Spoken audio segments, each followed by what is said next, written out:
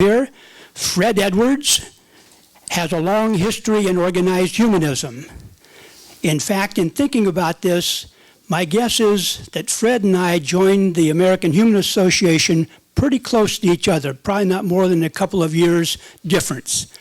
He was a young man at that time, and I was a middle-aged man at that time. We've both grown older since that time. But Fred Edwards was actually, in my mind, the person who helped save the American Humanist Association from possibly going out of business. He was hired to, when the executive director before that was let go from the AHA board, AHA position, and things were in something of a turmoil. But Fred is a very calm person, and he has maintained that calmness and has done so much for the AHA. It's really wonderful to have him here today. For 15 years, he was executive director of the American Humanist Association. For 12 years, editor of the Humanist magazine. And for 6 years, national director of the United Coalition of Reason. He is past president of Camp Quest, a summer camp for free-thinking children, and has served on the board of the International Humanist and Ethical Union and the founding board of the National Center for Science Education. As a continuing voice for humanist ideas, he has, over the past 40 years, appeared on national and local radio and television in the United States and Canada, been interviewed on radio for newspapers around the world, and has lectured in North America, Europe, and India. Today, he is Director of Planned Giving for the Humanist Foundation of the American Humanist Association, and would be pleased to help you provide a future for your humanist values in your will or other estate plans. Those are his words. I would have included it if I would have thought of it. He also serves on the adjunct facility of the Humanist Institute, is the American Humanist Association's historian, and sits on the broader Social Impacts Committee of the Hall of Human Origins at the Smithsonian National Museum of Natural History in Washington, D.C. You probably wonder what he does on his spare time, but I'll let him tell you more about that in the question and answer period. Fred, will you want to come up here and take over?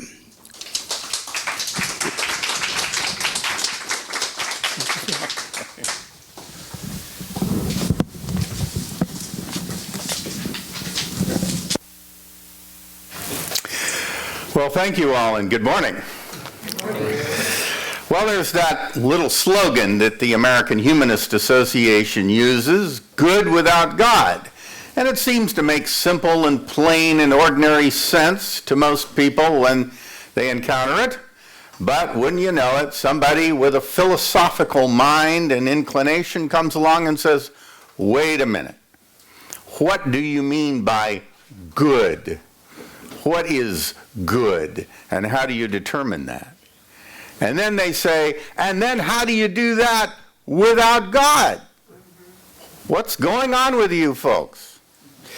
Well, there's a tendency on the part of many theists, those who believe in God, to assume that the burden of proof is on the non-theist, the one who doesn't have a God idea as part of their life, when it comes to the issue of morality. Thus, the individual who operates without a theological base is asked to justify so doing. The assumption of the theist being that no morality is possible in the absence of some form of higher law. In our culture, people are so accustomed to the idea of every law having a lawmaker, every rule having an enforcer, every institution having someone in authority, and so forth, that the thought of something being otherwise has a ring of chaos to it. As a result, when one lives one's life without reference to some ultimate authority in regard to morals, one's values and aspirations are thought to be arbitrary. Furthermore, it's often argued that if everyone tried to live in such a fashion, no agreement on morals would be possible, and there would be no way to adjudicate disputes between people, no defense of a particular moral stand being possible in the absence of some absolute point of reference. But all of this is based on certain unchallenged assumptions of the theistic moralist, assumptions that are frequently the product of faulty analogies. It'll be my purpose in this talk to take a fresh look at these assumptions.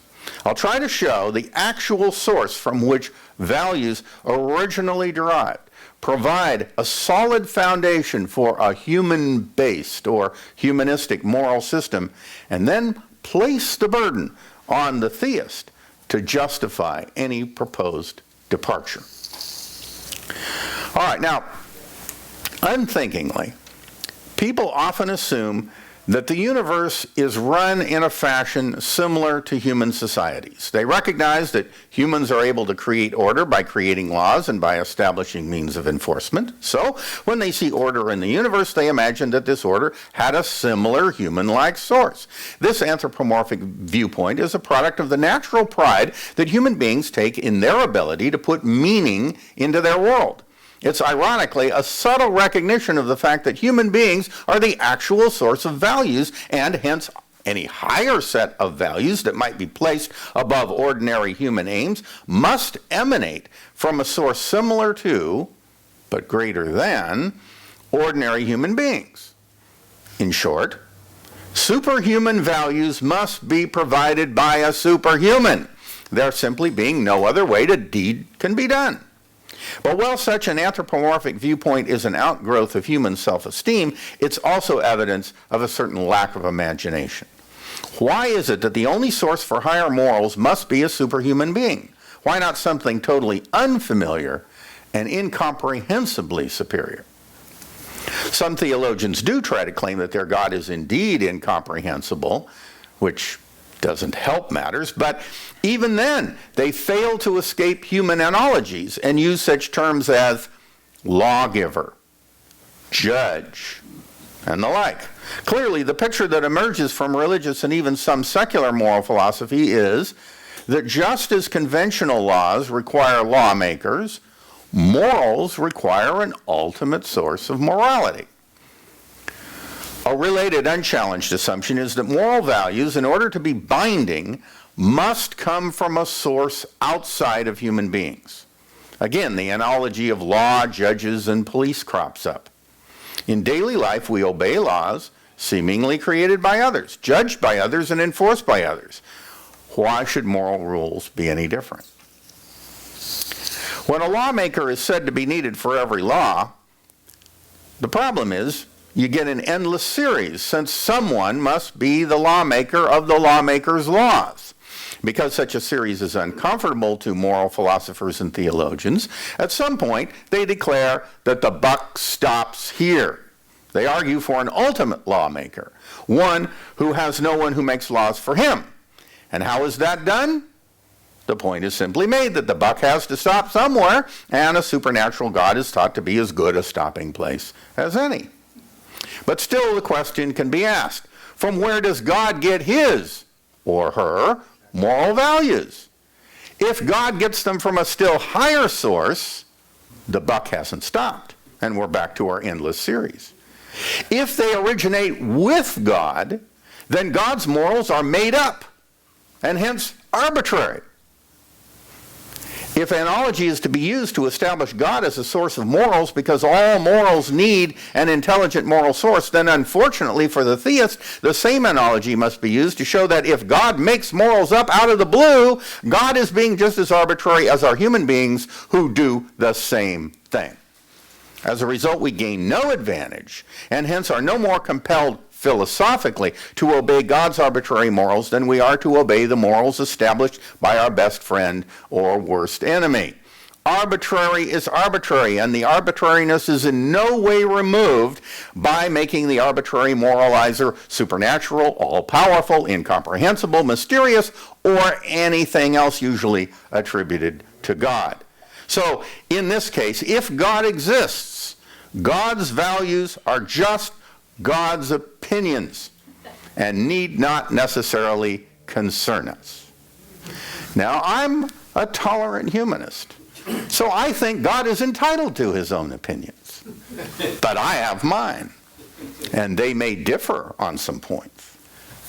Now, while this first assumption, the need for a lawmaker, fails to solve the problem which it was intended to solve, the second assumption, that the source of moral values must lie outside of human beings, actually stands in the way of finding an answer. The second assumption is based upon the superficial awareness that laws seem to be imposed upon us from without. And from this it follows that there needs to be an external imposer of morality. But what's so often forgotten is that those human laws that appear externally imposed are actually, at least in the Western world, the product of a democratic process. They are the laws of the governed. And if it's possible for people to develop laws and impose those laws upon themselves, then it's possible to do the same thing with morality. As in law, so in morals. The governed are capable of rule. At this point, it can be asked, how is it possible that the governed are capable of ruling themselves? Might they not all be tapping into some ultimate higher or absolute point of reference and just not acknowledging it? Might not human laws and conventions simply be specific applications of the laws of God? Well, let's look at this and see. Suppose I'm driving my car and I come to a red light. If I wish to turn right, and it's safe to do so in this situation, then in most states and at most intersections, I can proceed without fear of punishment. But what if I do it where it's not legal or safe? Then it's possible that a police officer will ticket me. Is the police officer and the court system backing up the ticket an external imposition on me? Yes, but ultimately the laws affecting traffic were made by people like me and can be changed by me and others working in concert. So the law regulating how I operate when wishing to turn right on a red is a totally human invention to solve a human problem. But could this human convention be based upon a higher law to which I and others must refer? I can't see how. None of the ancient and venerable holy books discuss turning right on a red light, or offer some higher principle from which all traffic laws are or to be or can reasonably be derived. Not even the Golden Rule offers any guidance here, since it merely tells me to obey whatever the law is if it is a law that I want others to obey. It doesn't tell me if turning right on a red light should be legal or not, or if the light for stop should be red and not purple, or anything else useful here. When it comes to traffic regulations, I'm here to report to you that human beings are on their own, with nowhere to turn for supernatural guidance in how best to formulate the rules of the road. This does not mean that traffic regulations are totally arbitrary, however. There are, after all, considerations of survival to take into account. Traffic laws exist because of a human concern for safety. As a result, a number of important discoveries in physics are taken into account when setting speed limits and the like. The facts of nature in this case become an external point of reference, but a God still doesn't figure in the process. Now why? If human beings are not supposed to be able to function well without an external and supernatural basis for their conduct, are so many people so capable of obeying and enforcing traffic regulations? It should be obvious from the most casual observation that human beings are quite capable of setting up systems and then operating within them. It's what we do. We are a rule-making species. Once this is seen, it can be asked what grounds exist for the belief that human beings cannot continue to operate in this fashion when it comes to laws and moral teachings regulating such things as trade and commerce, property rights, interpersonal relationships, sexual behavior, religious rituals, and the rest of those things that theologians seem to feel are in need of a theological foundation. The mere fact that ancient and revered holy books make pronouncements on these matters and attribute such pronouncements to divine moral principles no more makes theology a necessity for law and morality than it would make it a necessity for playing baseball, had those rules appeared in the ancient works. If we can obey our own traffic laws without the need of a theological or metaphysical base, we are as capable of obeying our own rules in other areas. Comparable considerations of human need and interest in harmony with the facts can be applied in both cases to the inventing of the best laws and rules by which to live. Therefore, we can apply to laws what the astronomer Laplace said to Napoleon. In the matter of God, we have no need of that hypothesis. Law, however, as we know, is not necessarily the same as morality. There are many moral rules that are not regulated by human legal authorities. And so the question arises as to how one can have a workable set of moral guidelines if there's no one to enforce them. Laws and rules are generally designed to regulate activities that can be publicly observed. This makes enforcement easy. But breaches of moral principles are a horse of a different color. They often involve acts that are not illegal but simply unethical and can include acts that are private and difficult to observe without invading privacy. Enforcement, therefore, is almost totally left to the perpetrator. Others may work on the perpetrator's emotions to encourage guilt or shame, but they have no actual control over the perpetrator's conduct. To solve this problem, some theologians have given God the attribute of cosmic spy and the power to punish unethical behavior which the law misses, a power that extends even beyond the grave. So even if God's arbitrariness is granted, there would be no denying God's power to enforce his or her will.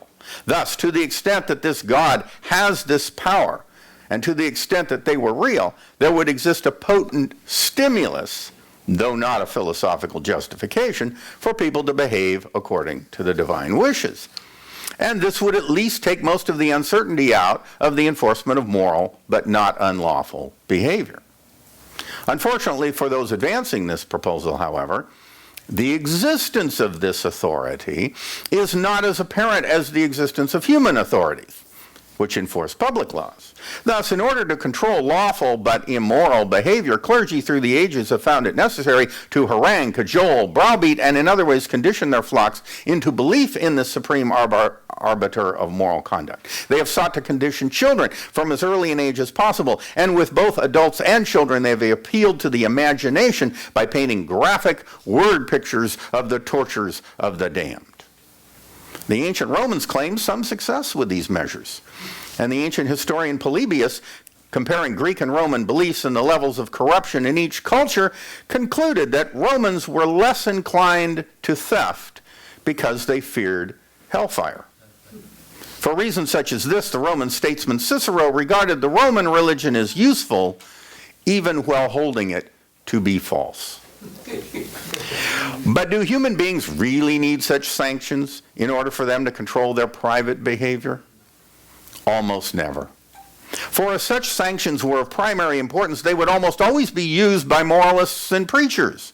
But they are not. Today, when arguments for moral behavior are made, even by the most conservative of religious preachers, the appeal is rarely to God's present and future punishments. The appeal is more frequently to such practical considerations as psychological well-being, good reputation, effective reaching of one's goals, and the promotion of the public weal. Appeals are also made to conscience and natural human feelings of sympathy and empathy. In Christianity, sometimes fear is replaced by the motive of imitating Christ's ideal, a general approach established earlier in Buddhism. It is significant that all of these appeals can influence the behavior of the secular non-theist as well as that of the theist.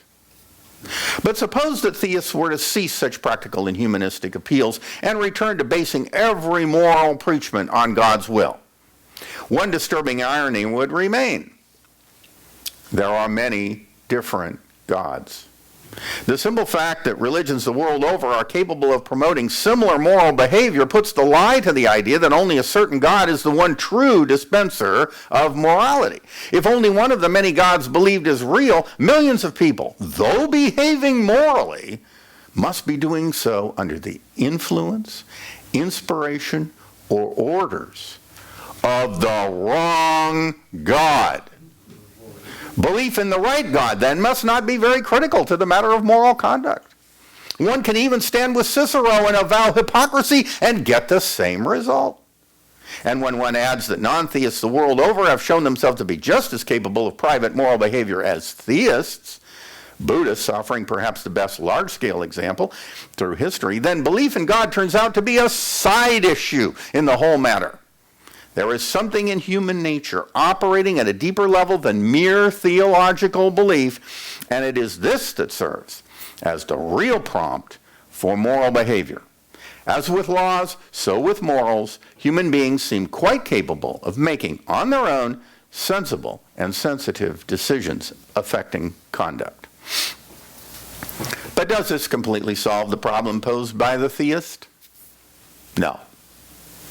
For the question can still be raised, how is it possible for human beings to behave morally, agree on moral rules and laws, and generally cooperate with each other in the absence of any divine impetus in this direction? After all, haven't modern philosophers, in particular analytical philosophers, argued that moral statements are basically emotional utterances without a rational base? And haven't they split is irrevocably from ought, so that no foundation is even possible?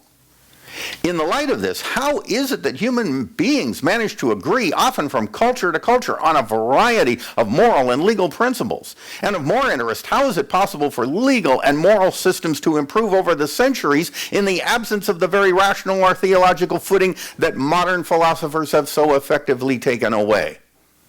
Without some basis, some objective criteria, it isn't possible to choose a good moral system over a bad one. If both are equally emotive and irrational, they are both equally arbitrary, making any selection between them only a product of accidental leanings and willful whim. No choice could be rationally defended. And yet, seemingly in spite of this problem, human beings do develop moral and legal systems on their own and later make improvements in them. What is the explanation? From whence do moral values come? Well, I'm going to ask you now to do a kind of meditation. But don't worry, I'm not going to sneak up on you with anything. But if you would like, I'm going to invite you to close your eyes.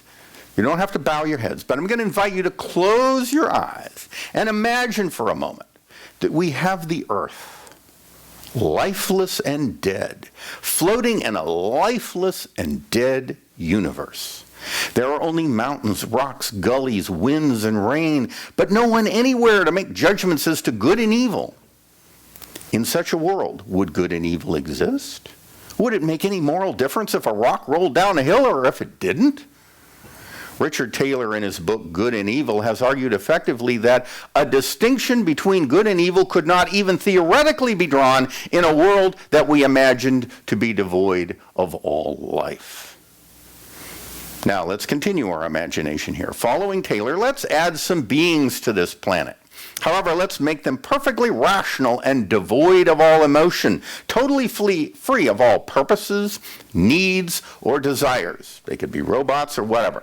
Like computers, they would simply register what's going on, but they make no moves to ensure their own survival or avoid their own destruction. Do good and evil exist now? Again, there's no theoretical way in which they can. These beings don't care what goes on. They merely observe. And thus they have no rationale for declaring a thing good or evil. Nothing matters to them. And since they are the only beings in the universe, nothing matters at all. Enter Adam. Now, Adam is a man who is fully human. He has deficiencies and hence needs. He has longings and desires.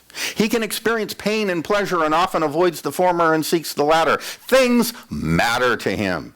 He can ask of a given thing, is this for me or against me? And come to some determination. At this point, and only at this point, do good and evil appear. Furthermore, as Taylor argues, quote, the judgments of this solitary being concerning good and evil are as absolute as any judgment can be. Such a being is indeed the measure of all things, of good things as good and bad things as bad. No distinction can be made in terms of this being between what is merely good for him and what is good absolutely. There is no higher standard for goodness. For what could it be? End quote. Apart from Adam's wants and needs, there is only that dead universe, and without him, good and evil could not exist. Okay, now let's bring another being into the picture. A being who, though having many needs and interests in common with Adam, has some that differ slightly. We'll call her Eve. Interesting things begin to happen at this point. For on the one hand, we have two people with similar aims who are capable of working together for a common cause. On the other hand, we have two people who need to compromise with each other in order that each will be able to satisfy the other's unique desires.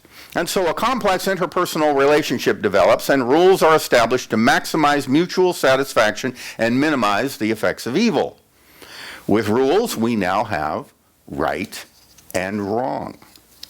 And from this basic recognition of the need for cooperation, ultimately come laws and ethics. But now, let us suppose that these two people come to a fierce disagreement over the best way to perform a desired action. The two argue and seem to get nowhere. And then Adam pulls his trump card. He says to Eve, wait a minute, are we forgetting about God? And to this Eve replies, who? Adam now has his opening and proceeds to go into a long explanation about how all moral values would be arbitrary if it weren't for God, how God was the one who made good things good and bad things bad, and how our knowledge of good and evil, right and wrong, moral and immoral must be based on the absolute moral standards established in heaven. Well, this is all new to Eve. So she asks Adam, who seems to know so much about it, to provide a little more detail on these absolute standards. And so Adam goes into another long explanation about the laws of God and God's punishment for disobedience until he arrives at the issue which started the discussion in the first place. And thereupon Adam concludes, and so you see, Eve, God says to do it my way. Such is the manner in which appeals to divine absolutes settle moral and other disputes between people. You can open your eyes now. All right, so we can see that without living beings with needs, there can be no good or evil. And without the presence of more than one such living being, there can be no rules of conduct. Morality, then, emerges from humanity precisely because it exists to serve humanity. Theology attempts to step outside this system, even though there is no need beyond coercion for such a move. When theologians imagine that human beings without some theologically derived moral system would be without any points of reference on which to anchor their ethics, they forget the following factors which most human beings share in common. 1, normal human beings share the same basic survival and growth needs. We all belong to the same species and reproduce our own kind, so it should come as no surprise to anyone that we have common interests and concerns. 2, sociobiologists have learned that important human behaviors which seem to persist across cultural lines may be rooted in the genes. Therefore, many of the most basic features of culture and civilization could be natural to our species. Certainly, paleoanthropology helps bear this out when it is recognized that the oldest hominids known show evidence of having been social animals. And our similarities to living apes involve more than mere appearance. Many of our behaviors are similar as well. The existence of certain genetic behaviors, therefore, makes agreement between people on laws, institutions, customs, and morals far less surprising. We humans are not infinitely malleable, and hence our laws and institutions are not as arbitrary as once thought. 3, most normal human beings respond with similar feelings of compassion to like events. Our values are not all based on simple individual self-interest or egoism. There are clear cases in which our self-interest would not be served by, say, helping a suffering animal, and yet we often respond to such a situation and applaud others who do likewise. These normal compassionate responses repeatedly crop up in our literature, institutions, and laws. Thus, it's clear that our morals are in large part a product of our common emotional responses, thereby allowing us to propose improvements in those morals by making appeals to the feelings of our fellows. 4, we share the same planetary environment with other humans. If we add the fact that we already share needs in common, we are fraught with common problems and enjoy common pleasures. We share similar experiences and therefore can easily identify with one another and share similar goals. 5, we share the same laws of physics, and those laws affect us in common ways. In particular, they affect us when wishing to do something. We find that we all have to take into account identical problems when building a structure, planning a road, or planting a crop. 6, the rules of logic and evidence apply equally well to everyone, and so we have a common means of arguing cases and discussing issues, a means that allows us to compare notes and come to agreement in areas as varied as science, law, and history. We can use reason and observation as a court of appeal when setting forth opposing viewpoints. For these and other reasons, it should not appear strange that human beings find common ground on the issue of moral values without having to appeal to or even have knowledge of a divine set of rules. In fact, ironically, once religiously based rules are brought into any dispute, especially if there is more than one religious view present, the more the religious arguments are used, the less agreement there is.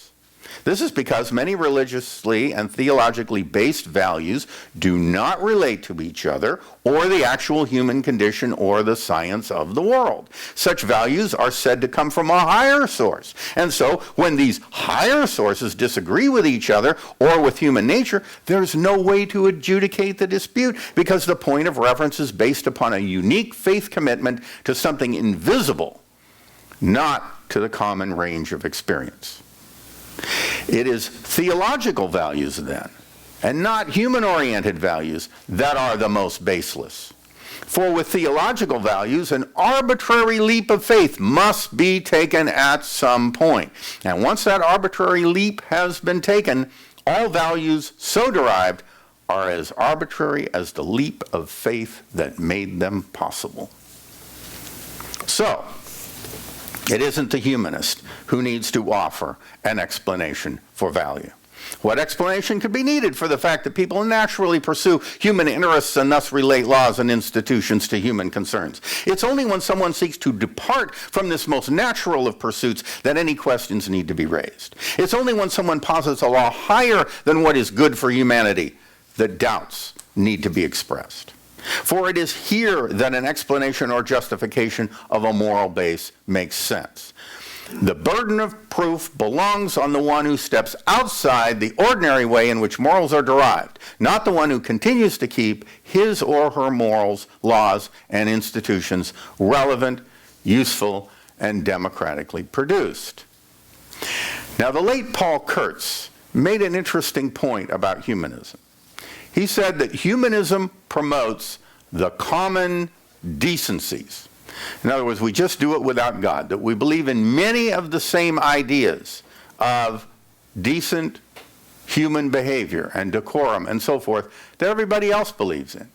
So we advocate the common human decencies, that human beings can get together on the basis of those decencies regardless of their religious beliefs or lack thereof, because many of them cross cultural lines. But I don't completely agree with Paul Kurtz that sort of sums up humanist moral values. Because, unfortunately, we are biological organisms that have evolved, and we come, when we're born, with what you might call certain factory settings. And some of these factory settings aren't going to help us survive in the modern world.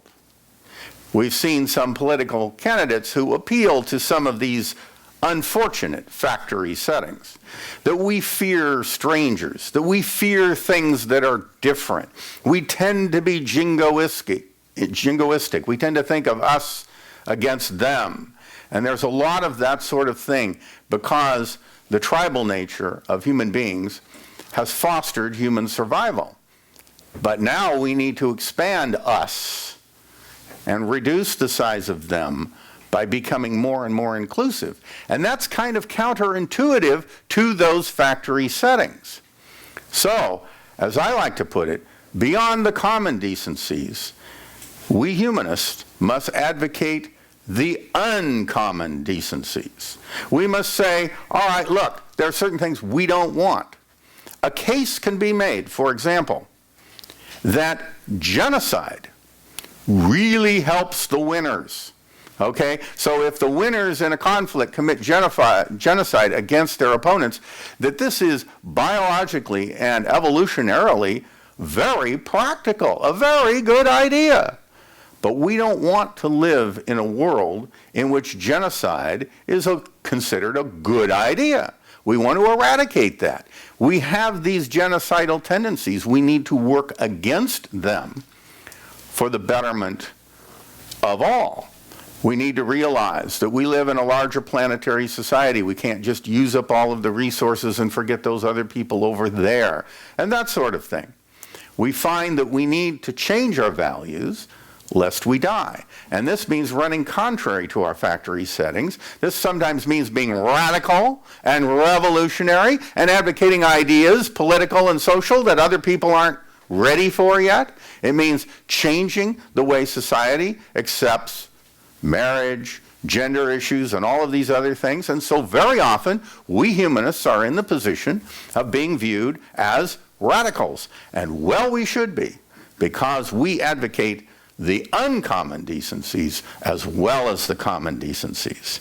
Expanding inclusion, overcoming ourselves. So we not only follow human nature, we fight human nature.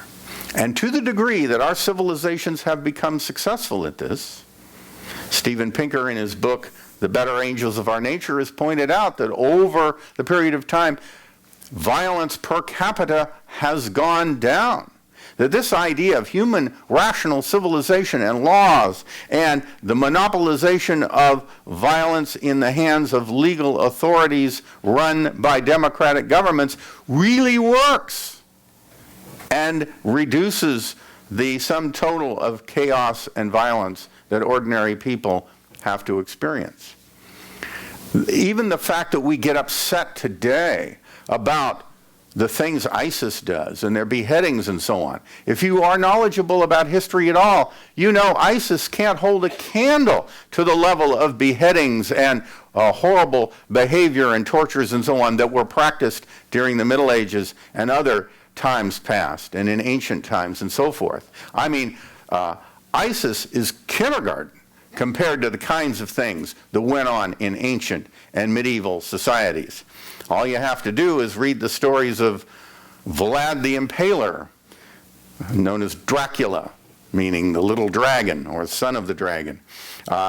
He was a real guy, not a real vampire, but a real guy, and he did awful things. He even caused a Muslim army to turn back. They says, we can't compete with this guy. He's too brutal. And so they turned back. And he's considered the savior of Eastern Europe from Islam. But he was ruthless. So the point that I'm trying to get across here is that we have to overcome ourselves in order to advance and survive in a changing world, because we have so overpopulated the planet, we have so used up its resources, we have so much become a parasite on the planet that we have to rethink the factory settings that helped us survive. Also, we have to realize that unlike Rousseau, who believed that if we could just get human beings back to a state of nature and find our true moral values, we'd know right from wrong, we'd know what to do, that that's not so. That morality is a process of trial and error. that ethics and laws and social structures and institutions and governments are all a product of getting it wrong over and over again until we tried and failed and then tried and succeeded and we came up with something that worked better. And we're still at it. We haven't arrived yet. So, improving our world is a trial and error process. There wasn't any magic book or set of ideas that anyone could have opened back in ancient times and figured it all out. There is no great ancient sage who could have, by some process of meditation or reasoning, arrived at the truth. It does take making mistakes. It takes centuries to figure out the right moral values. It takes large numbers of people over time. It can't be done by the individual. It's a collective human process. So, it's only then when people try to depart from this most natural of pursuits of trying to develop better moral values, only when someone posits a law higher than what's good for humanity, that need any questions be raised about moral values. For it's only then that an explanation or justification for a moral base is necessary. That means that from a reasonable perspective, we humanists are on the right track here. That we base most of our values on the common decencies, but we also have the intelligence, the awareness, and the knowledge to recognize when even those are not good enough. And then we try to do one better. Thank you.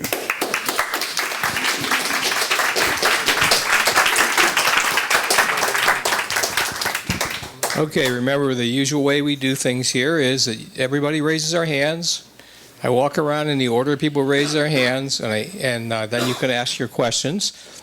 Be sure and ask a question as best as you can and be brief. Let's see, what else am I saying? That's it. So, yeah, hold the microphone close to your mouth, please, like this, okay? Thank you for a very good presentation.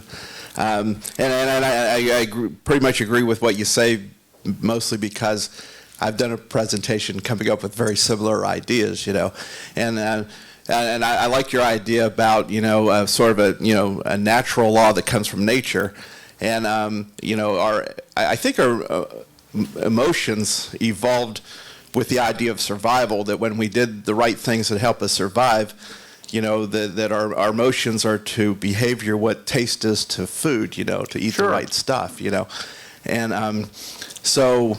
And they don't have to be perfect, they just have to be good enough to give us a reproductive edge. Well, yeah, exactly.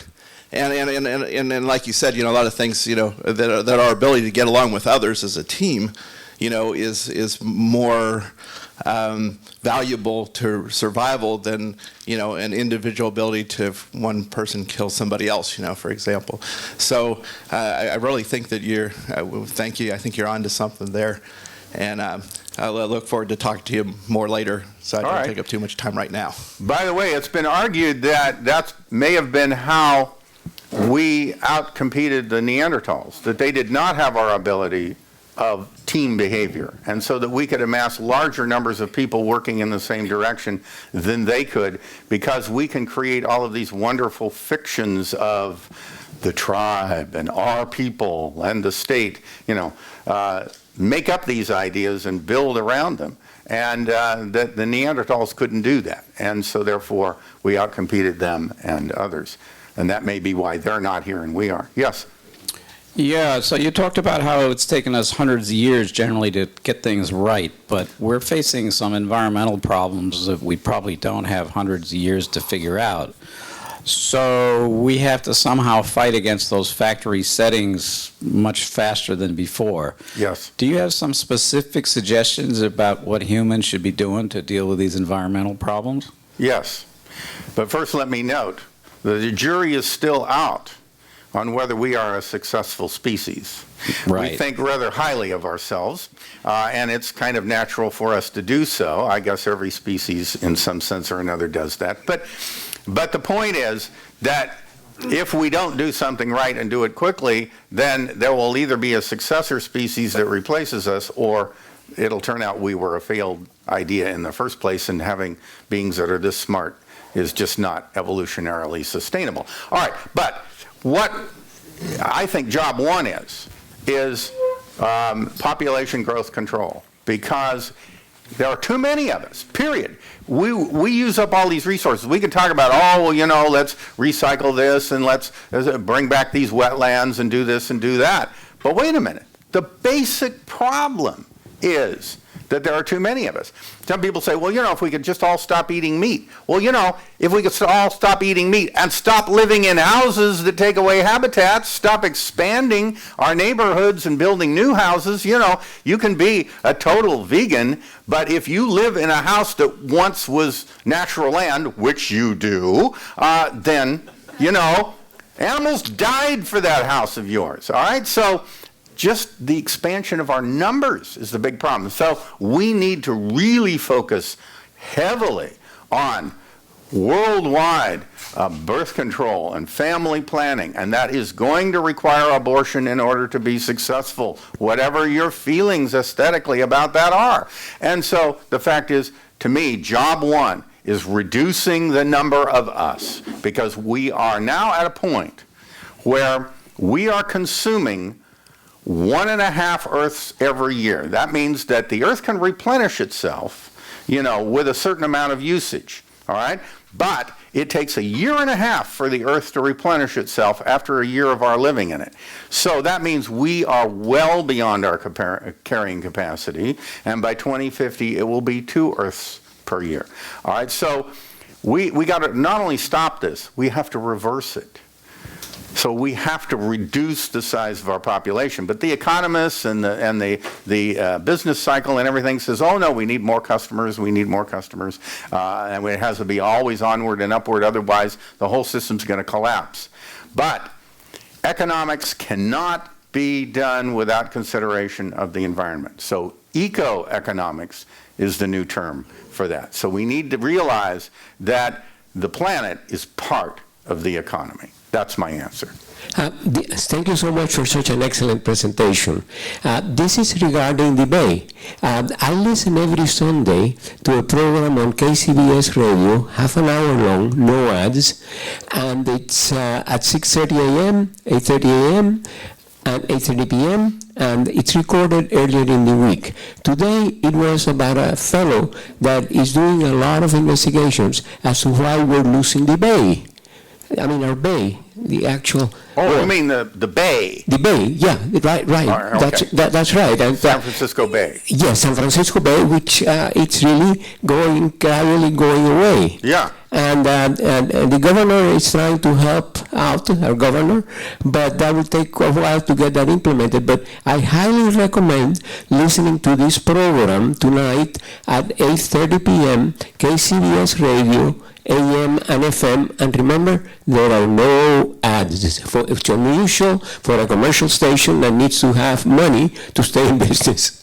Thank you so much again. You're welcome. The irony is that while we may be losing the bay, that is that the bay may be getting smaller, water expands when sea level rises, and you may not care about this, but Florida may disappear underwater if the sea level rises enough, because Florida is really relatively flat in its sea level and has plenty of sources of water under the ground and so on. And so there's a map of the United States you can get that if the sea level rises a certain height, and Florida just isn't part of the picture anymore. So just be aware of that.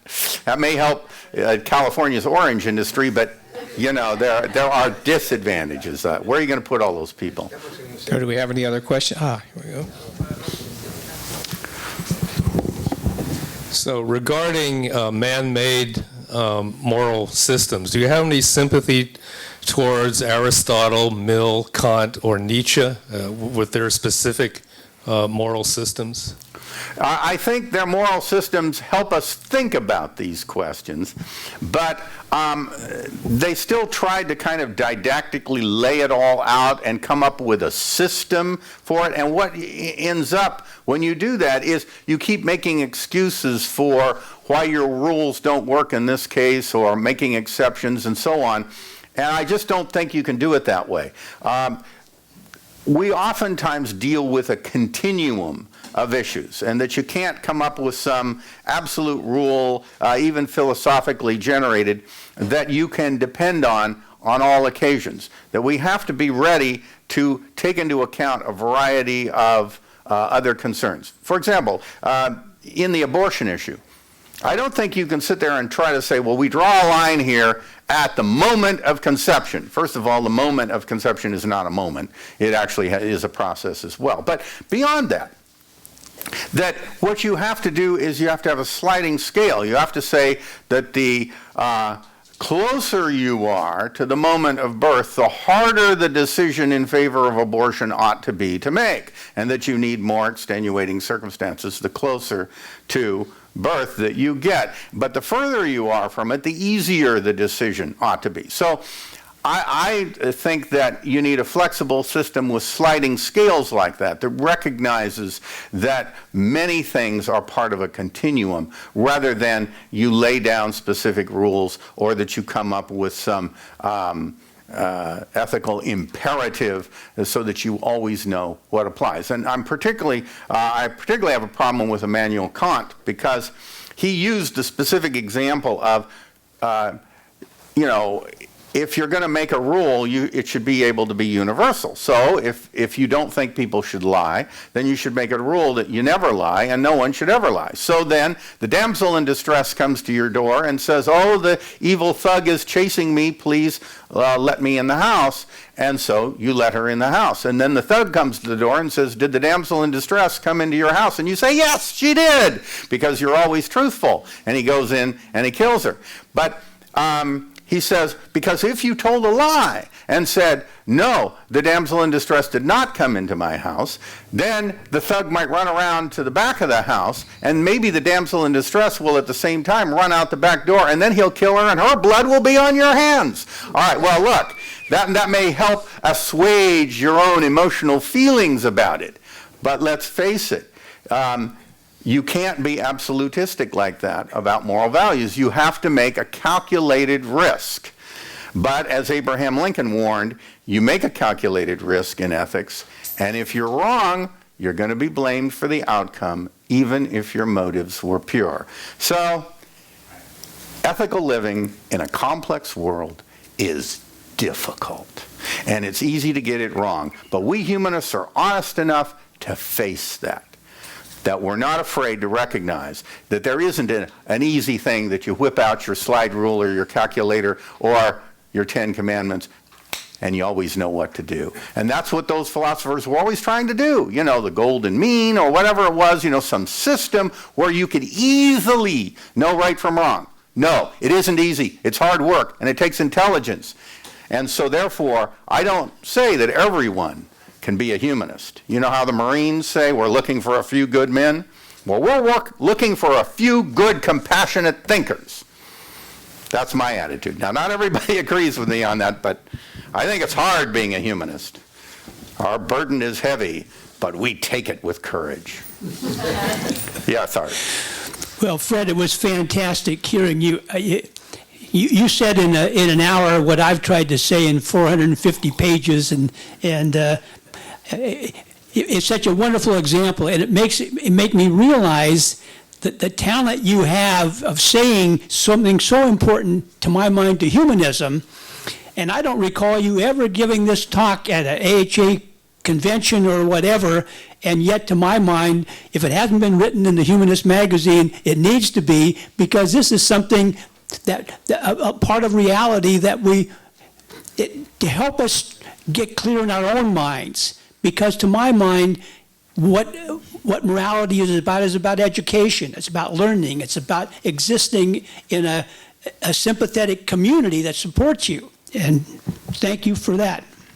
Okay, but I'm going to say, Art, shame on you. It was published in the Humanist magazine back in the 1980s. You have no excuse for not having read it.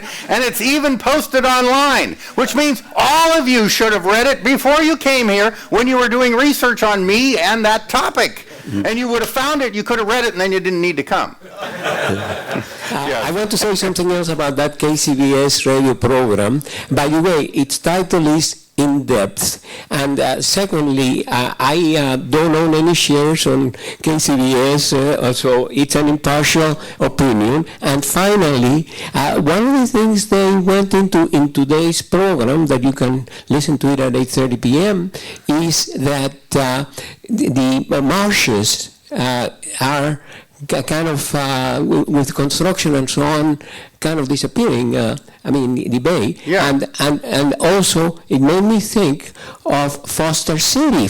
I'm old enough to have been here to remember when Foster City was plain water. Yeah. Yeah, okay, thank you. Okay, we have a question way at the back.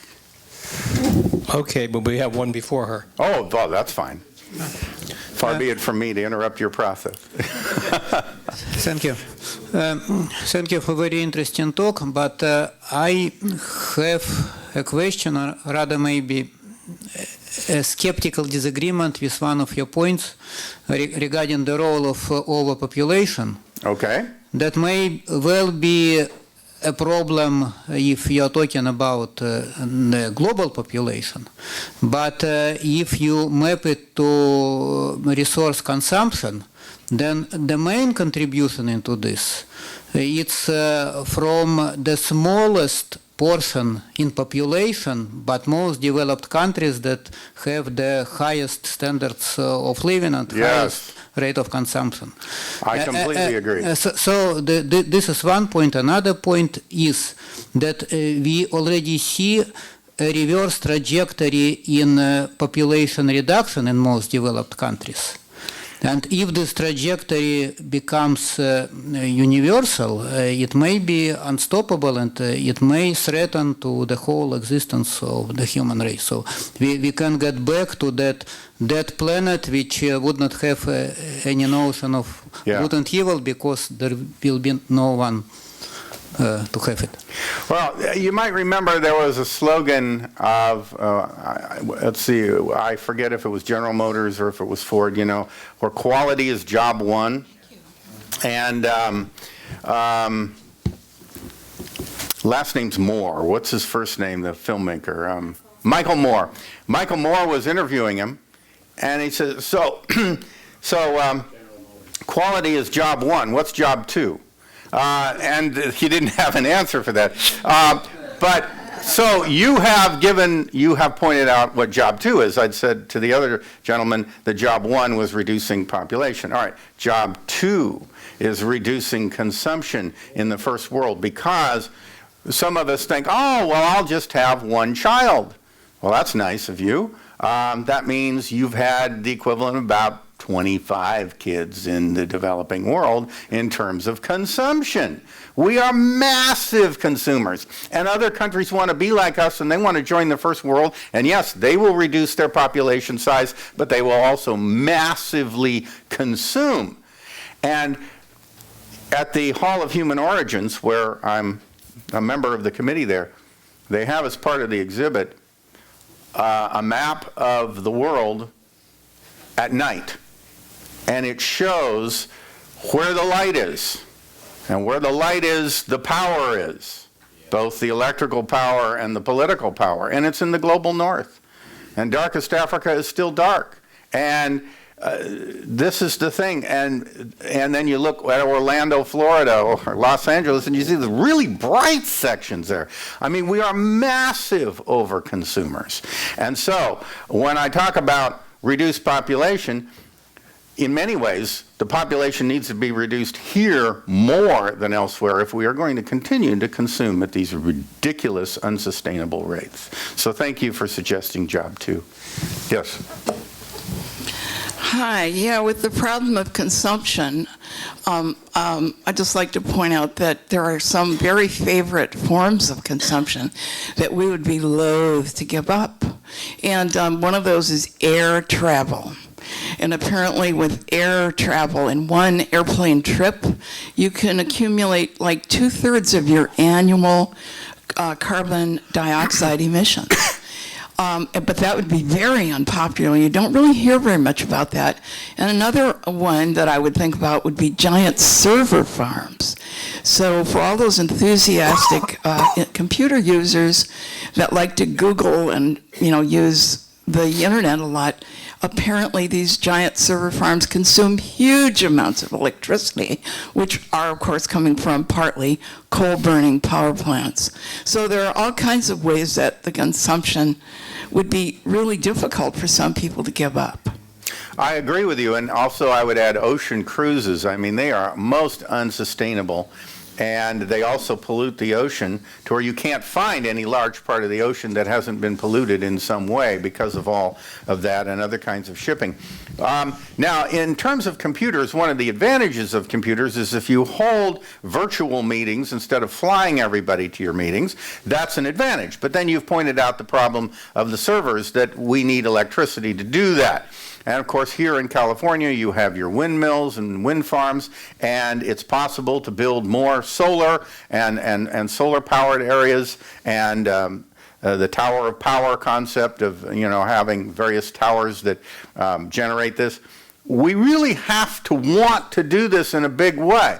We're probably not going to be able to be weaned away from our desire to do stuff with power. So the sun, we don't have to worry about losing, the sun. The sun will eventually go out, but that won't be our fault. So we can capture the photons as they go by before the sun goes out, and therefore we can use them in solar power, and in the country of Iceland has used geothermal very effectively. We need to really care about this stuff, because you raised the point that even our computers use these massive amounts of energy, and we can't base that on fossil fuels. So thank you. Yeah, I had 2 points. One is that nature is the largest abortionist going, and it bases things on what's defective. And I think that we should face up to that and not is it alive or is it not, but is it defective? Is it Yes. going to be a functioning human being, or are you just hanging on to it for moral reasons or whatever reasons? The other thing I wanted to say, I really appreciate that when you referred to a God, he or she, you said he or she, and I noticed there are still people here who choose to refer to the entire human race as men, and if we can't get a handle on that simple little thing that we've been arguing about for 150 years, I don't see how we're going to get a handle on the bigger stuff. And this isn't such a small thing, because we are half the population, and people who are not appreciated and are constantly deprecated. And I know a lot of men don't think of it that way, but it sounds that way. And you're not encouraging the development of half the population. Well, and they have found in many developing countries that by equalizing situations for women, it actually improves the environment, and improves the lifespan, the health of the village, and all sorts of things. So you're right on the money there. Yes. A couple quick questions. Do you have children? Yes. Do you live in a house? Yes. Do you have a car? Yes. Need I say more? I have one car. But you raise an interesting question, because I know at some of these environmentalist meetings, many of these leading environmentalists, they'll have 2 cars and all that stuff, and it's kind of fun to ask them questions about, like you just asked me. Yes, I do have those things.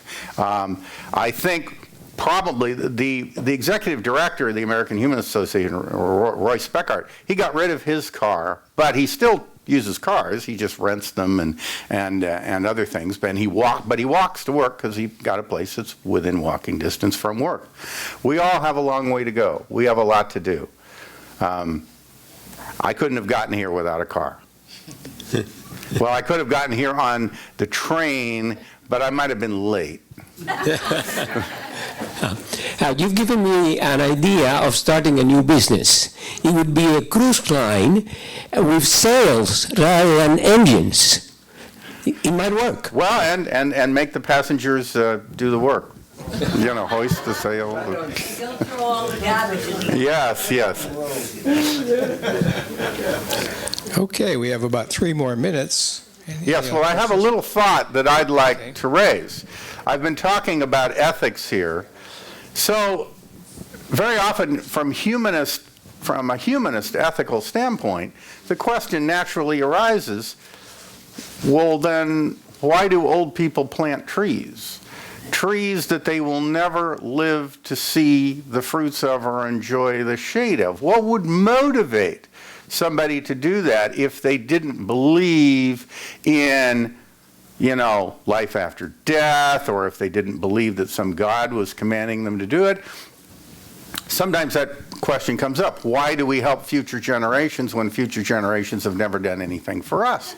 Well, I raised this question at a philosophical discussion meeting in the Washington, D.C. area, and there was this one fellow, one humanist from Iran, and he says there's an old Persian story that once upon a time some people noticed an old man planting a tree he would surely never live to see grow, provide shade, or bear fruit. So they asked him why he was putting so much work into the task of planting this and other trees that he would never enjoy, not even see others enjoy.